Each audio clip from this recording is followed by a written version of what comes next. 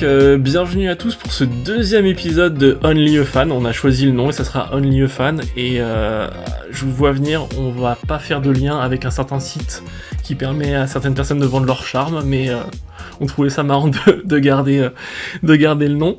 Et j'ai surtout le plaisir d'accueillir un des plus anciens, si je puis dire, et fervent supporter des Giants, et surtout célébrité au niveau du monde de la littérature et plus particulièrement de la BD. Monsieur le libraire se cache, Kevin, puisqu'on se connaît bien. Bienvenue sur le podcast. Merci de m'avoir. Ah bah c'est un grand plaisir parce que je sens qu'on va avoir des très bonnes discussions sur l'histoire des Giants. C'est un peu ta vision de la passion pour les New York Giants et de New York aussi en particulier, parce que si on peut en parler un petit peu, toi t'as vécu à New York. Absolument, ouais, j'y ai passé un an quand j'étais ado. J'avais 11 ans, de mes 11 ans à mes 12 ans, et c'était il y a longtemps. Ouais, donc déjà attiré par le football américain à cette époque, ou t'étais plus sur d'autres sports? Alors pas vraiment, donc ça c'était en 88-89. Il y avait un petit frémissement en France au niveau du foot US et aussi du baseball, curieusement. Je me souviens qu'on jouait avec des copains au baseball à cette époque-là. On comprenait pas les règles, on savait pas ce qu'on faisait, mais on jouait quand même. Et il y avait alors si je dis pas de bêtises, il y avait des premiers magazines peut-être qui arrivaient. Ah, c'était peut-être en 90 ça. Voilà, je vieillis, j'oublie des choses. Mais non, le football américain pas trop. Et le basket avait pas encore franchi l'Atlantique. Donc moi c'était plutôt le foot traditionnel quand même, et le baseball. Et c'est quand j'ai vécu aux États-Unis, c'est-à-dire que j'ai suivi mon père qui avait une mission là-bas. Et j'ai vécu dans le Queens pendant un an, tout en allant à l'école à Manhattan. Et je suis allé voir notamment un match des Harlem Globetrotters au Madison Square Garden. Voilà, ça c'est pour poser le truc. Et je me suis pris de passion déjà pour le basket. Et enfin bon, je vais pas raconter toute ma vie tout de suite, mais c'est peut-être un an après où là il commençait à y avoir les premiers satinés qui arrivaient. Moi, je me souviens qu'il y avait des potes qui allaient avoir le petit starter des 49ers, le truc bien clinquant. Il y avait toute cette imagerie qui arrivait en France et qui fascinait. Il y avait des matchs sur Canal, et donc des magazines qui arrivaient, mais on jouait pas. Par exemple, on connaissait pas. Mais, euh, mais après mon voyage aux États-Unis, j'étais obsédé par les sports américains, oui, ça c'est sûr. Et donc forcément le football américain et ta passion pour les Giants, ça a été lié à justement tout ton passage à New York, à cet amour de la ville de New York, parce que du coup, pourquoi les Giants et pourquoi pas les Jets, par exemple? Oui, c'est vrai qu'ils jouent au même endroit, mais ouais, les Jets, c'est le New Jersey. Voilà, c'est pas New York. C'est un peu comme la différence entre les Highlanders et les Rangers. Ouais. C'est-à-dire que moi, je vais être supporter des Rangers. Alors que j'aime bien les couleurs des Highlanders quand même. Mais je sais pas, traditionnellement, je dis, bah non, l'équipe de New York, pour moi, c'est les Rangers. Et l'équipe de New York, pour moi, c'est pas les Bills, c'est pas les Jets, c'est l'équipe de New York City. Pour moi, c'est les Giants. Et je pense que ce qui jouait aussi, mine de rien, c'est que ils remportent le Super Bowl en 91. Ils avaient déjà remporté un Super Bowl, je sais plus quand c'était, 86, je crois, le match contre Denver. Donc Oui, je me parce que de toute souviens. façon, ils font 4 ans, enfin, ils font un Ouais. Super Bowl 4 ans après, de nouveau un autre, et bis repetita dans les années 2000. Donc ça devait être ça, ouais. Ce qui fait que, voilà, quand j'ai commencé à m'y intéresser, ce qui venait sur le devant de la scène, c'était les Giants, voilà, avec le fameux match contre les Bills, et le field goal raté à 3 secondes de la fin là, par les Bills, les pauvres. Euh, et pareil en NBA, c'est-à-dire que, voilà, grand fan des Knicks et pas fan des Nets. Et il y avait, enfin, petite parenthèse, c'est que ma mère est de Toronto, au Canada. Mm. Donc, Elle est venue en France, elle s'est mariée ici, mais elle a passé toute sa vie là-bas, ce qui fait que j'ai ces origines-là aussi qui jouent. Ce qui fait qu'en baseball, je vais plutôt être fan des Blue Jays. Mais en dehors de Blue Jays, ma deuxième équipe, c'est les Mets. C'est pas les Yankees, Ah, parce que les Mets, c'est le Queens. Voilà. c'est là où on va un peu diverger, toi et moi, parce que moi, du coup, en tant que grand fan de New York, je suis plus Yankees. Bah oui, Et toi t'es dans les World Series, moi je le suis pas, quoi. ouais, voilà, c'est Voilà. ça, j'allais enchaîner là-dessus. Et d'ailleurs, ça reviendra un petit peu plus tard dans la discussion, mais on a assisté à la qualification des Yankees pour les World Series qui affronteront les Dodgers, ça promet une très très belle affiche. Et on espère, pourquoi pas, une victoire des Yankees. Moi, ça me ferait plaisir. Et donc, pour revenir un petit peu plus sur le football en lui-même, si t'avais un moment marquant de ta vie de supporter des Giants à ressortir, après ça peut être ça peut être plusieurs, un moment marquant ou un joueur qui t'aurait marqué, qui t'aurait dit ouais putain, c'est incroyable, c'est les Giants, c'est ce joueur, c'est ce moment. Il y avait pas assez de matchs qui étaient diffusés dans les années 90 pour que j'ai pu assister aux matchs mythiques. Ouais. Il y a certains de playoffs de cette époque-là, ou de tout début des années 2000. Euh, Par contre, moi, c'est vraiment à l'adolescence où je dis, enfin, c'était une obsession. C'est-à-dire que c'était pas comme seuls les adolescents peuvent être obsédés par certaines choses. C'est-à-dire que j'avais des posters absolument partout. Le tout premier poster que je me suis acheté, c'était, je me souviens même pas le nom du magazine, mais c'était un poster de football américain et je crois qu'il était running back, qui s'appelait Dave Meggett, d'un joueur des Giants. Ça, c'était mon tout premier poster. Et après ça, j'ai commencé à en mettre absolument partout.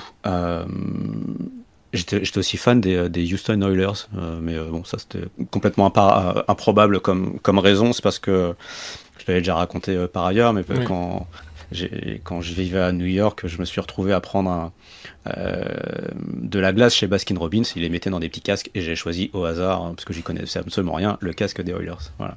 C'est pas pour autant que je suis fan des Titans aujourd'hui, mais j'aimais bien les Oilers et j'aimais bien Warren Moon. Tout ça pour dire que dans le cadre de cette obsession, je collectionnais les cartes de sport. Enfin, je collectionne toujours d'ailleurs. Il y en a là derrière moi. Ouais, Euh, je confirme, puisque pour les cartes, disons que tu m'as un peu aidé à compléter ma collection récemment, donc je confirme. et toujours est-il que donc moi je suis né en 77, ce qui fait que j'avais 16 ans en 93, et c'est vraiment à ce moment-là, on va dire entre 91 et 96, où j'étais à suivre le moindre truc comme je pouvais. Ma mère était abonnée au Herald Tribune, qui était un mix du New York Times et du Washington Post, qui recevait tous les jours, donc j'avais les résultats dans le journal. Ça me permettait de suivre un petit peu comme ça, et puis on suivait, il y avait News Sport notamment, euh, pour avoir des magazines mensuels. Mais bon, les infos, c'était avant Internet, hein, on faisait comme on pouvait, et Canal+, de mémoire, diffusait un match par semaine, le samedi, je crois. Et c'était pas forcément toujours les Giants. Il y avait quand même le Super Bowl, hein. C'est-à-dire que moi j'ai vu tous les Super Bowls depuis celui de 93, parce que 92 j'étais pas encore abonné.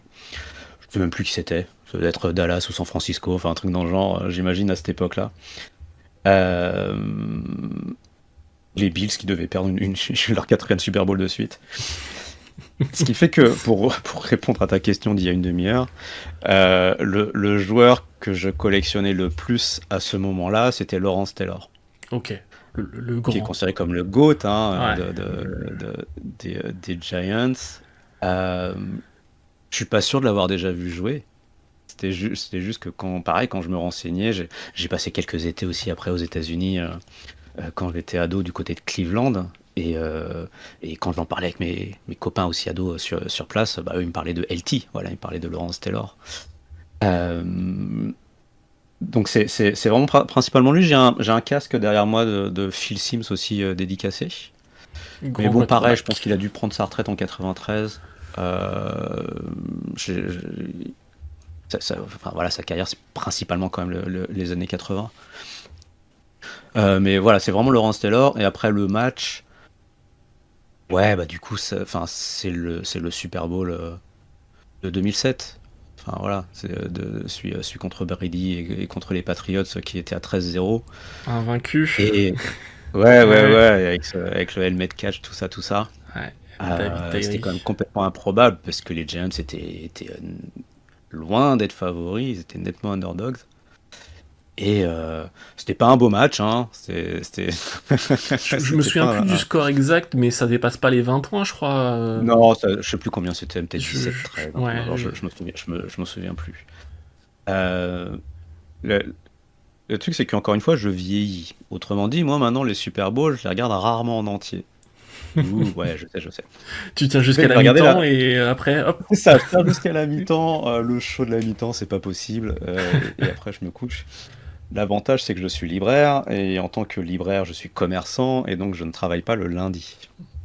Ce qui fait que, allez, je regarde la première mi-temps, je vais me coucher. Et le lendemain matin, je coupe tout. Personne ne me parle. Je ne mets pas Internet. Je lance le replay et je regarde la deuxième mi-temps.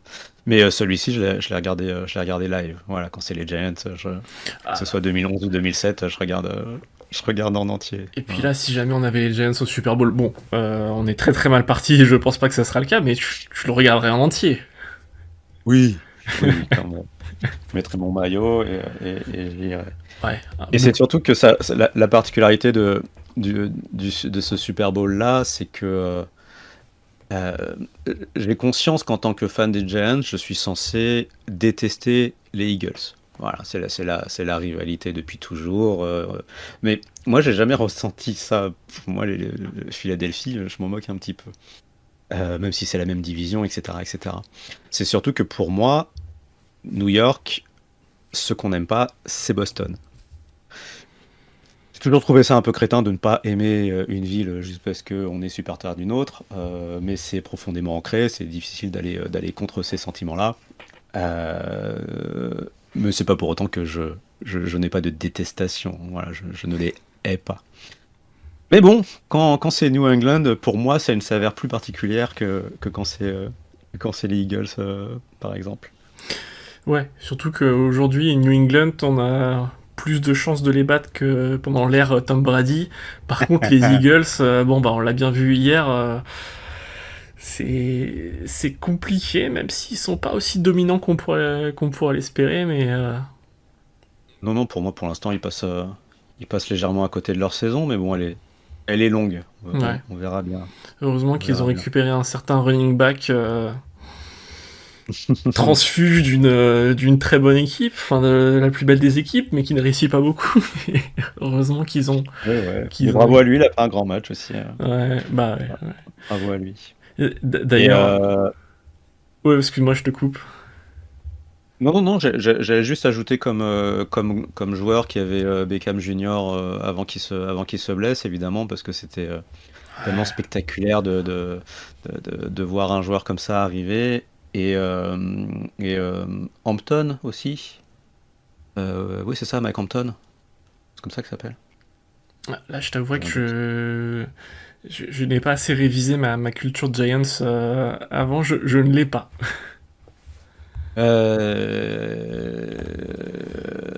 Attends, je prends. Tu Je couperas ça au vérifie. montage, hein. Hop. Alors, Mike Hampton, moi j'ai un joueur Non, de non, c'est pas lui, baseball. c'est un joueur de baseball. Ouais. Attends, qui c'était l'énorme défenseur des Giants des années 90 et qui. Michael Strahan, Oui, c'est ça, voilà. Pourquoi j'ai Anton. Michael Strahan, c'est ça. ah ouais. Je parle d'un fan. Ouais, ouais, Qui commente d'ailleurs sur. C'est pas sur la Fox aussi je sais pas, il a fait plusieurs émissions et ouais, donc j'adore Michael Strahan parce que c'est un défenseur aussi et j'ai toujours beaucoup d'affection pour les défenseurs. C'est-à-dire que c'est un sport qui généralement, bah, on veut des touchdowns, on veut des quarterbacks qui passent pour 500 yards dans le match, Ouais, du spectacle. voilà, on veut tout ça Ouais. et on veut du spectacle bien sûr et Ouais. c'est normal. Mais moi, j'ai toujours beaucoup aimé les cornerbacks, notamment. J'étais fan de Deion Sanders, j'étais fan de tout ça. Je- j'aime les défenseurs et j'aime les tactiques aussi défensives.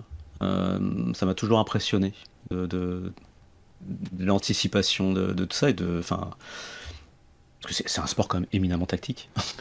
On dirait pas comme ça, mais Complètement. En fait, quand on est un peu néophyte et qu'on regarde, on a l'impression de voir, bah, il lance juste la balle et il court. Alors que quand on ça. se plonge dans ce sport, on se rend compte à quel point il est profond et tactiquement hyper intéressant. Ça, Ouais, c'est. j'avais mon meilleur pote au lycée, il me disait, mais je comprends pas pourquoi ils passent pas la balle à chaque fois. Ils ont juste à passer la balle, ça va quand même plus loin. Mm. Et moi, j'avais pas les outils pour lui répondre à ce moment-là. Maintenant, je pourrais lui expliquer que oui, enfin déjà, ouais, c'est pas si simple que ça. Oui. Il y a du four-man rush, du three-man rush, enfin, et tout le monde serait double team. Enfin voilà, et tu peux pas juste te dire, allez là, je vais lancer à chaque play. Et puis il faut un quarterback qui arrive à lancer à plus de 10 yards. Aussi, oui. Sans vouloir lancer de pique à quelques quarterbacks que ce soit, mais il faudra Ça, ça. Parce que juste pour la petite info, au moment où ce podcast sera diffusé, il y aura pas mal de temps qui sera passé, mais nous, on enregistre juste après le plus haut match de la saison, donc le match face aux Eagles de Philadelphie, qui a eu lieu hier soir. Et bon, si ça se voit un petit peu à nos têtes dépitées, on en a un peu gros, comme diraient certains. Après, c'est aussi l'avantage d'être. Moi, je suis fan, mais je suis un casual fan. C'est-à-dire que je suis ça quand même d'assez loin. C'est-à-dire que je vais toujours regarder les résultats. Je vais m'y intéresser, évidemment. Mais quand il n'y a pas du tout d'enjeu. Je suis nul comme fan, hein, je m'en excuse, pardon. Quand il n'y a pas du tout Mais d'enjeu, je non. vais pas nécessairement regarder un match juste parce que c'est les Giants qui jouent. Et ce qui fait qu'il y a des saisons où je vois quasiment pas l'équipe jouer parce que bah ouais, à quoi bon quoi. Voilà, à quoi bon. Mais peut-être ce podcast me fera changer tout ça, changer ma vision des choses. Ouais, et Et je vais puis. regarder chaque match qui reste maintenant. Ah bah c'est sûr que si dans les commentaires tu tapes des oh le faux fan, il regarde pas les matchs, etc. Non, non, c'est pas du tout le cas justement. Bien au contraire, chacun a sa propre façon de suivre son équipe. Et Je fais ce que je peux surtout. C'est-à-dire que le temps n'est pas extensible à l'infini. Voilà. Et j'ai du basket à suivre, j'ai du baseball à suivre. J'ai des histoires à raconter. J'ai pas une vie facile, moi. oui, oui, parce que d'ailleurs on peut un peu enchaîner un peu là-dessus et sur ton boulot et ton activité principale qui est donc libraire et surtout libraire spécialisé dans la bande dessinée. Et surtout le fait que tu as écrit il y a maintenant 2 ans, ça fait deux Ouais, ans depuis 2 ans, ouais. Ouais, ça fait 2 ans, donc tu as écrit une BD sur, je sais pas si on peut appeler ça une des premières stars du football américain, non pas vraiment, c'est un des Une des premiers toutes grands premières, quand noms, même. Oui. des premiers grands noms, je sais pas si tu peux nous en parler un peu plus précisément, donc de Jim Thorpe. Ouais. Bah, Jim Thorpe, ça a été le premier président de la NFL d'ailleurs, parce que l'époque où lui jouait, la NFL n'existait pas encore. Et sa particularité, c'est qu'il a évolué en université à une époque où bah, c'était le sport universitaire qui était roi. Bon, encore aujourd'hui, mais il y avait pas de ligue professionnelle.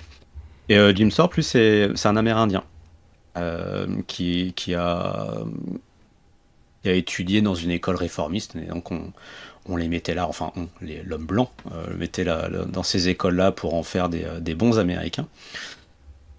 Parce qu'il partait du principe que l'Amérindien est juste sauvage. C'est pas un sous-homme hein, comme les Noirs. Il est sauvage, il peut être sauvé, mais il faut l'éduquer. Voilà. Il va se retrouver dans une équipe absolument incroyable, qui est coachée par quelqu'un que les auditeurs connaissent peut-être, qui s'appelle Pop Warner, euh, qui a inventé beaucoup de tactiques qui se retrouvent encore aujourd'hui, hein, beaucoup de trick play et autres. C'était un génie absolu. Et il y a beaucoup d'écoles de foot qui s'appellent Pop Warner. Voilà, c'est pour ça que c'est un nom qui revient assez souvent. Et toujours est-il que sa particularité, c'est que il est encore aujourd'hui considéré comme un des plus grands athlètes de tous les temps. C'est-à-dire que il y a eu un sondage il n'y a pas très très longtemps de Sports Illustrated, je crois, qui demandait aux Américains quel est pour vous le plus grand athlète de tous les temps, et c'était Mohamed Ali en 1 et Jim Thorpe en 2. Voilà.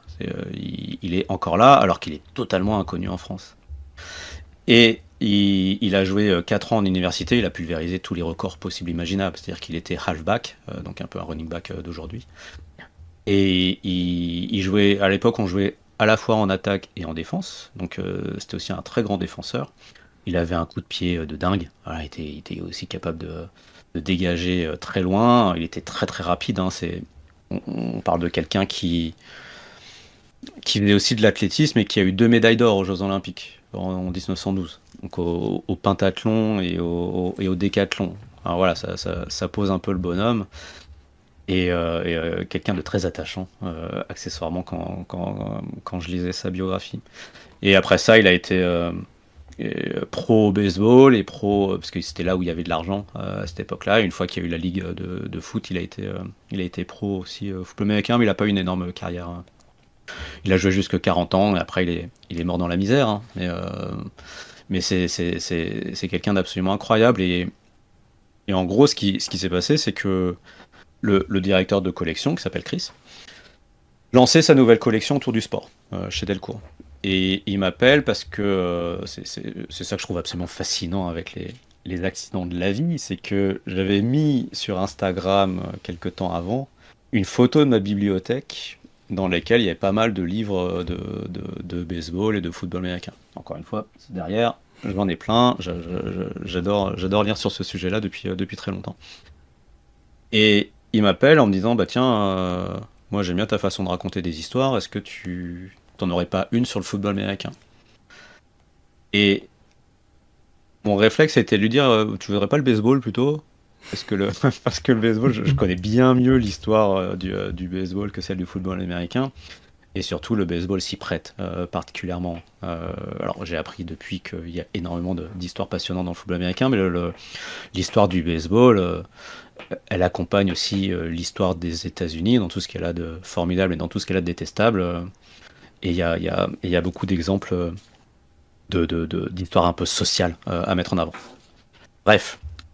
Il me dit non, parce que déjà que le football américain c'est un peu tendu en France, alors le baseball encore plus, c'est encore plus une niche. Ce qui fait que je vais commencer à me renseigner.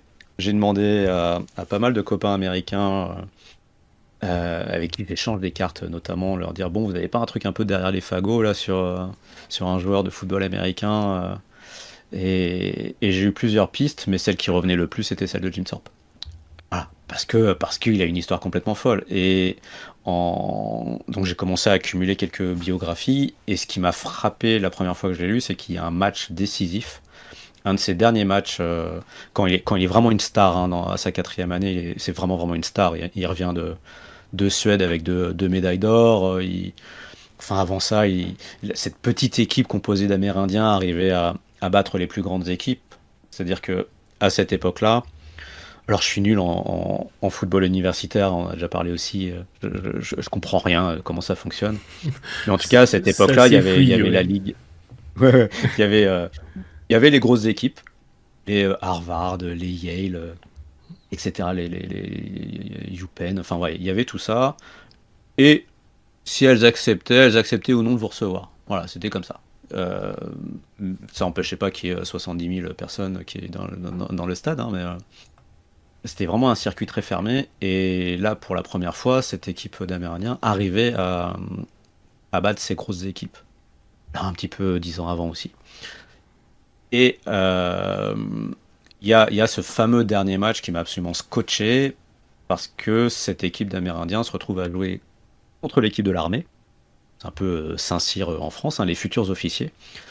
Et parmi ces futurs officiers, donc enfin, la symbolique est très forte, hein, ça veut dire que ce sont les petits-enfants de ceux qui ont combattu pendant les guerres indiennes, qui se retrouvent à jouer dans un stade l'une contre l'autre. Alors il y avait du respect quand même entre les deux équipes, beaucoup de racisme, hein, dans les tribunes et dans la presse, mais il y avait quand même du respect entre les équipes. Enfin, jusqu'à un certain point. À l'époque, c'était monnaie courante, hein, puisque on pourra parler du baseball, Jackie Robinson, etc. Mais le racisme était totalement décomplexé dans le Oui, sport. c'était endémique, ouais. Oui, bien sûr, ouais. Et il y avait déjà de la ségrégation au baseball. C'est-à-dire que la toute petite parenthèse là-dessus, c'est qu'au baseball, les joueurs noirs avaient le droit de jouer. il n'y avait pas de raison, il n'y avait plus les Jim Crow laws et tout ça, ils avaient le droit, mais les propriétaires refusaient. Voilà. Donc, jusqu'à ce qu'il y en ait un, Branch Rickey, justement, avec les Dodgers, New York, à l'époque, qui accepte de faire venir Jackie Robinson. Et ouais, ça a été très rude. Bref, dans cette équipe de l'armée, il y a un certain Dwight Eisenhower. Et je dis ça, je fais, mais c'est pas possible. Donc on se retrouve Jim Thorpe contre Dwight Eisenhower. En plus, il y a tout un truc, je vous épargne les détails, faudra le lire. Faut lire la BD, faut la lire, elle est géniale. Et, merci.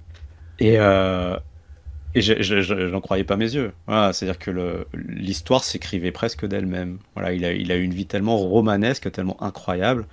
Et en plus, ça me permettait aussi, moi, de faire des recherches sur les débuts du sport. Parce que pour écrire une bande dessinée historique, il faut plonger dans les archives. Et il y a une scène qui se passe en, je sais plus quand c'est, 1880 et des bananes. Donc il fallait que j'imagine à quoi pouvait ressembler pas un stade, mais un terrain au milieu de nulle part avec deux équipes qui se foutaient sur la gueule parce que faut pas oublier que c'était avant les casques et c'était une époque où il n'y avait pas de passe en avant, par exemple. Ça c'est Pop Warner qui l'a démocratisé à partir du moment où c'est devenu légal, mais bon, il savait pas lancer, donc ça allait pas bien loin. Puis il y avait vraiment des règles. Par exemple, si le receveur ratait la balle, l'autre équipe récupérait la balle à l'endroit où la passe avait été ratée. D'accord. Donc ça donnait pas envie voilà. De toute façon, les règles ont beaucoup évolué. Hein. Heureusement que Daniel Jones ne jouait pas à cette époque-là, parce que sinon...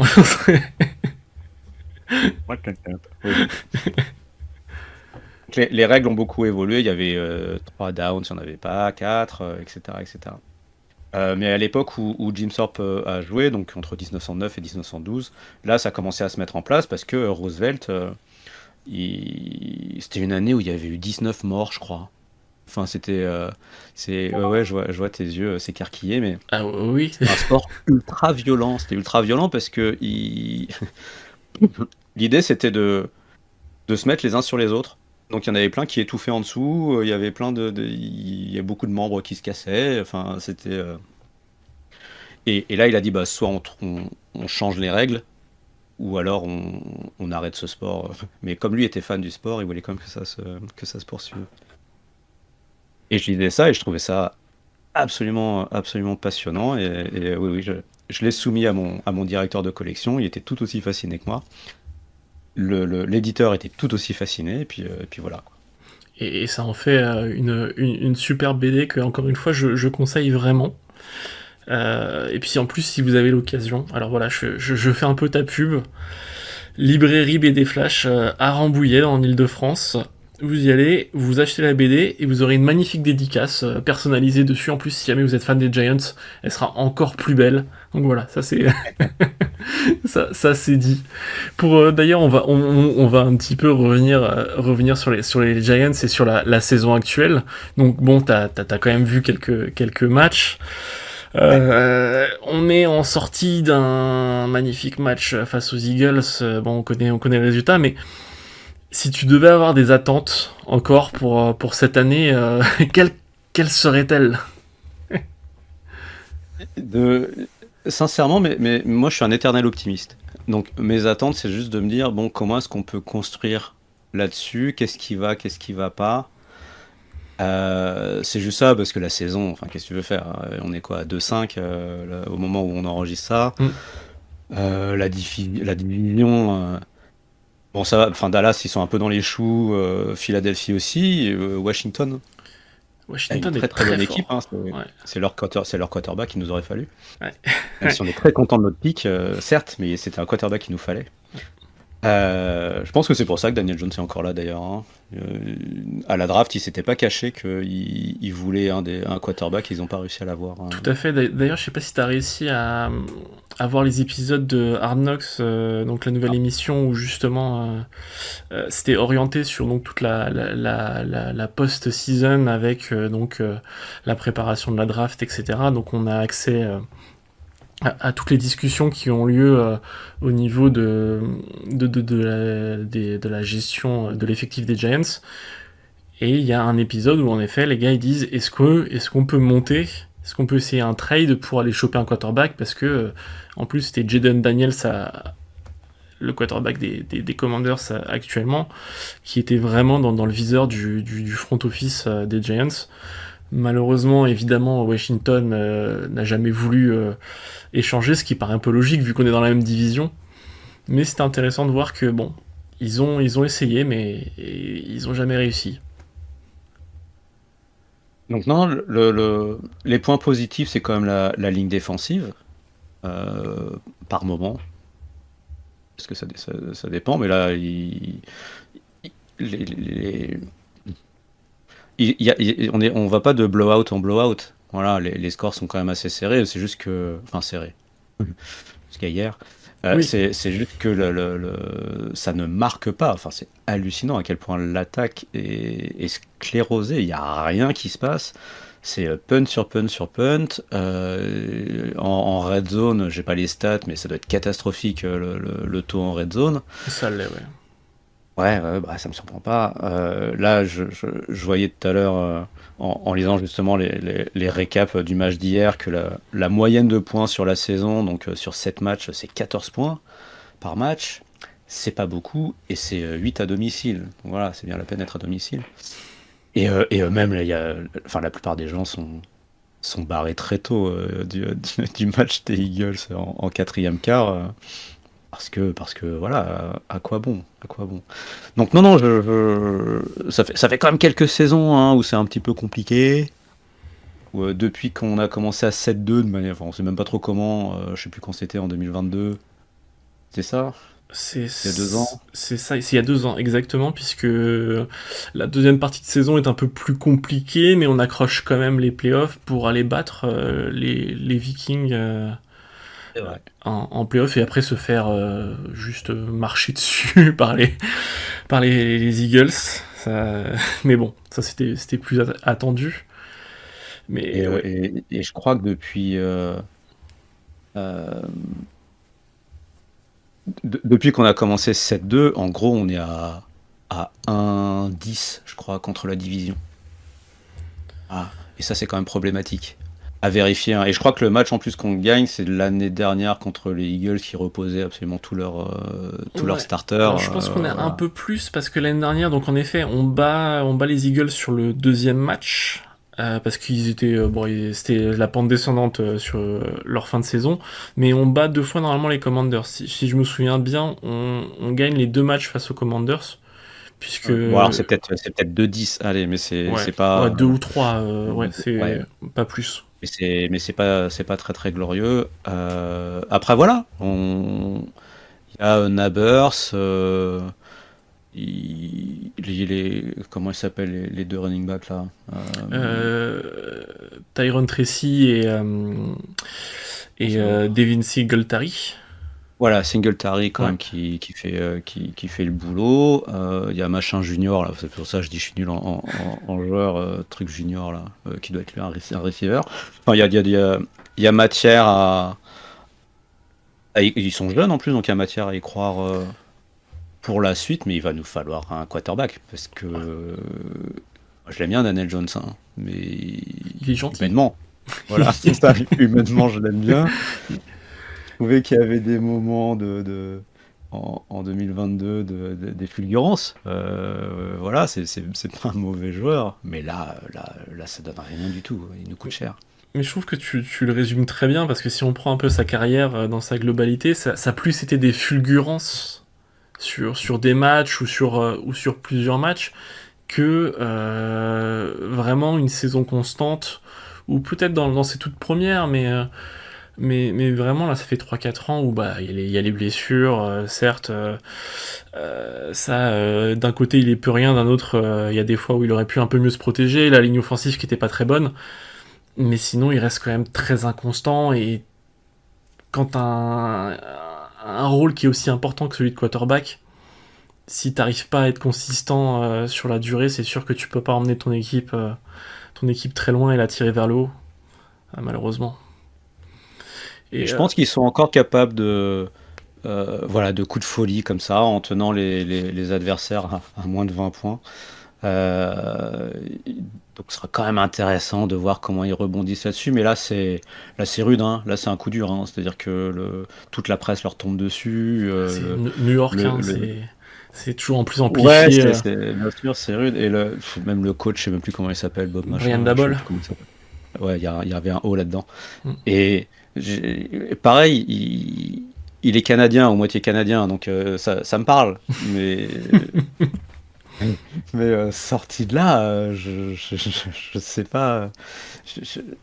Je, je m'y connais pas assez pour savoir si s'il y est pour quelque chose dans tout ça. Ouais, forcément, Mais je à pense mon que avis, il va pas. Bah là, il fait le play calling maintenant, donc il y a c'est pas l'offensive ouais, coach, on sait pas à quoi il sert. c'est Voilà. pas forcément mieux, ouais. Ouais, c'est des décisions.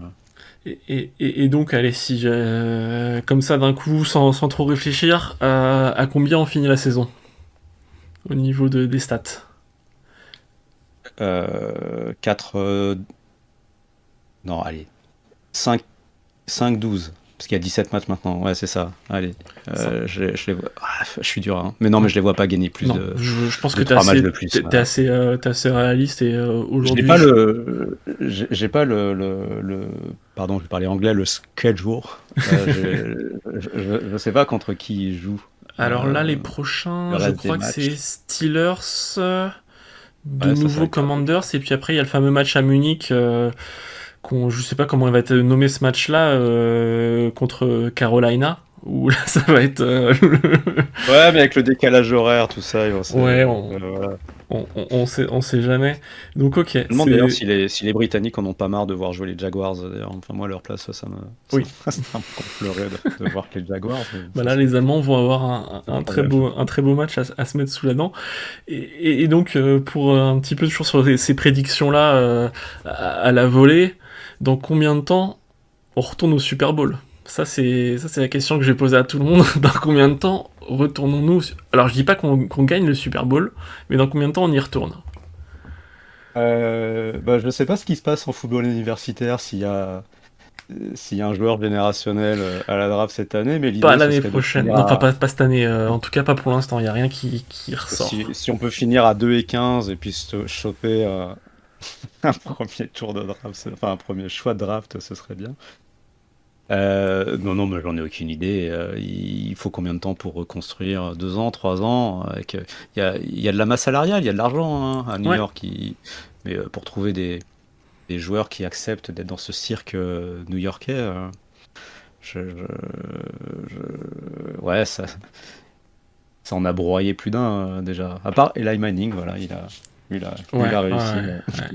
Le grand Eli, moi j'ai toujours en tête, c'était peut-être pas le plus beau des quarterbacks à avoir joué ou le plus fort, loin de là, mais il avait un truc, c'est que quand il fallait faire le drive pour aller gagner le match, il rentrait sur le terrain et il transpirait la confiance et il l'a diffusé à toute son équipe, et le nombre de drives qu'il a fait comme ça en fin de match pour aller gagner, c'était fou. Super Bowl. Mais surtout, il a jamais rien.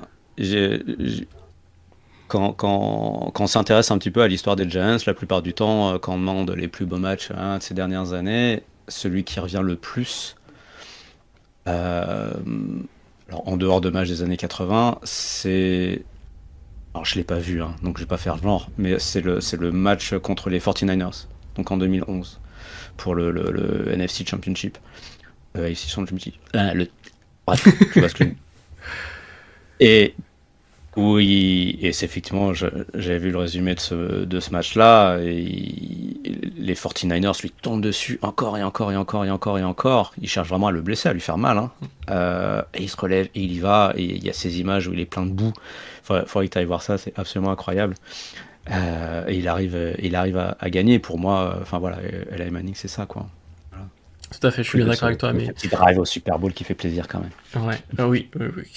Bon, il a été bien aidé par ses receveurs aussi sur certains, certains points, mais il en faut. Il n'y a pas de grand quarterback sans grand receveur pour moi. Oui. Ça va de pair. Et donc, toujours sur New York et un peu les titres, etc. Une autre question que j'aime bien poser. Si on prend les quatre ligues majeures de sport américain et les franchises new-yorkaises. Quelle est la prochaine franchise new-yorkaise à gagner le titre majeur? Les Knicks, Ah, voyons. donc ça veut dire que déjà Ou tu alors, vois faut que je dise les Yankees, mais je suis pas fan des Yankees. Non, les Yankees ont toutes leurs chances contre les Dodgers. Les Dodgers sont légèrement favoris, mais les Yankees ont. C'est-à-dire que les Yankees n'ont pas une très très bonne équipe, curieusement, paradoxalement. C'est juste qu'ils ont deux très grands joueurs. Et qui sont Judge et Stanton. Pas Stanton. Soto. Soto, ouais. Stanton se réveille là, mais c'est Soto et Judge qui eux seuls arrivent à tenir cette équipe de manière hallucinante, et ils ont un très très bon lanceur, qui est Gerrit Cole. Et ça peut suffire en playoff. Et puis en face, c'est la machine Dodgers, c'est les centaines de millions de dollars injectés à l'intersaison, et ils sont là pour gagner, uniquement pour gagner. Voilà. Donc ouais, ok, il y a les Yankees, mais moi je suis plutôt supporter des Mets, parce que j'ai vécu dans le Queens, donc mon équipe c'est les Mets. Et là aussi, ils se sont fait éliminer hier par les Dodgers en 6 matchs, mais bravo à eux d'être arrivés aussi loin, c'était vraiment pas gagné, notamment en début de saison quand ils étaient vraiment vraiment dans les choux. Et que personne n'aurait misé un copec sur eux. Mais c'est surtout que là, mon équipe de cœur, c'est les Knicks, hein, parce que le basket était mon sport de prédilection quand j'étais ado. Parce que contrairement au football américain et au baseball, au moins je pouvais y jouer. Du haut de mon mètre 68, je pouvais quand même jouer au basket. Alors que les autres sports, c'était un peu moins accessible. J'y joué quand je partais en vacances aux États-Unis, comme je jouais pas mal au baseball. Et là, ils ont une belle équipe. Voilà, ils ont une belle équipe. L'année dernière, ils ont perdu en demi-finale. Et contre Indiana, avec un match où il y avait que des blessés. Enfin, ils ont vraiment joué de malchance. Hein, c'est le sport, mais ça, c'est le lot des équipes new-yorkaises. Ouais. Et ils ont fait une belle recrue avec Karl Anthony Towns. Enfin bon, j'ai pas ennuyé tout le monde, on est là pour faire parler football américain, mais T'as le droit de digresser un peu, t'as le droit. J'ai envie de croire au retour des Knicks, parce que 93 et 94 c'est loin, ils sont allés en finale en 2000, 99 ou 2000, je me souviens plus. Ils ont perdu en 4 matchs contre les Spurs. Et puis il n'y a pas si longtemps que ça aussi, ils étaient en finale. Ils ont fait finale de conférence Ouais, je sais plus s'ils sont. Tu vois, je me souviens même plus s'ils ont. Avec. J'y crois tellement pas quand ils arrivent en finale que j'ai effacé de ma mémoire. Avec mon joueur favori des Knicks, bon, c'est très actuel, mais qui était Carmelo Anthony, que je trouvais, que je trouvais juste incroyable et magnifique à avoir joué. Et c'est là qu'on voit qu'on n'est pas tout à fait de la même génération. Ah. C'est-à-dire que. Non, mais dans le sens où. Moi, toute la partie, encore une fois, qui m'a le plus marqué, c'est les années 90. C'est 90-2000. Là, je vais connaître les rosters par cœur, je vais tout savoir. Après, à partir de 2000, j'ai commencé à arrêter de m'y intéresser. Je regardais les Super Bowls, hein, mais par contre, je n'allais pas suivre la saison. Et j'ai repris vers 2014, on va dire. Et là, avec tous les services de streaming et autres. Alors moi, je suis abonné au League Pass MLB depuis très longtemps, depuis ses débuts quasiment. Donc ça doit être 2000, j'ai envie de dire 2005, 2006, 2004, enfin dans ces eaux-là. Le League Pass NFL, je sais pas si on a le droit de faire de la pub. Oh, mais surtout depuis que ça a été repris par DAZN, bref, tout un poème. Ouais. Mais parce qu'il coûte cher, hein, le League Pass. Oui. Vraiment, il coûte cher. Ouais, mais c'est ma meilleure expérience de sport, en l'occurrence. Le League Pass NFL. Ça l'était avant que ça passe sur DAZN. Parce que y a pas les pubs, je trouve que la qualité est là. Le rythme aussi de tes matchs fait que c'est plus facile à suivre. Il n'y en a pas tous les 2 jours, il n'y en a pas tous les jours. Moi, je me pose le dimanche soir à 19h devant la Red Zone, ou si Tony Romo commente un match, je vais regarder ce match-là. Et le lendemain, donc toujours le lundi, je coupe tout et je vais me regarder en entier les matchs de 22h et puis le Sunday night avant de regarder aussi le Monday Night Football. Donc c'est un rituel que j'aime bien. Et je ne sais pas du tout pourquoi je suis en train de parler de ça. J'ai complètement perdu le fil de ma pensée. On était sur la prochaine équipe new-yorkaise Ouais, à gagner un titre ouais, majeur. Mais oui, pour rebondir un petit peu sur le League Pass et League Pass NFL, c'est vrai que depuis qu'il est passé sur des AZN, c'est pas terrible. Alors moi, j'ai pas connu beaucoup avant des AZN, mais c'est vrai que l'expérience n'est pas folichonne. Mais bon, au moins, ça nous permet de pouvoir regarder oui, oui, les oui. matchs des Giants dans des bonnes conditions. Et à leur décharge, ils s'améliorent. C'est juste que, tu vois, là par exemple, tout à l'heure, je voulais regarder le match des 49ers contre les Chiefs, et il n'était pas disponible sans pub. Ouais. Alors que normalement, les autres matchs le sont. Bon, voilà, c'est un peu agaçant, entre autres. Mais bon, Ouais. c'est pas très important tout ça. Mais au moins, voilà, au moins je peux regarder. Et c'est surtout que depuis que je peux regarder vraiment ces matchs-là en détail, ça me permet de regarder les matchs avec les commentaires américains.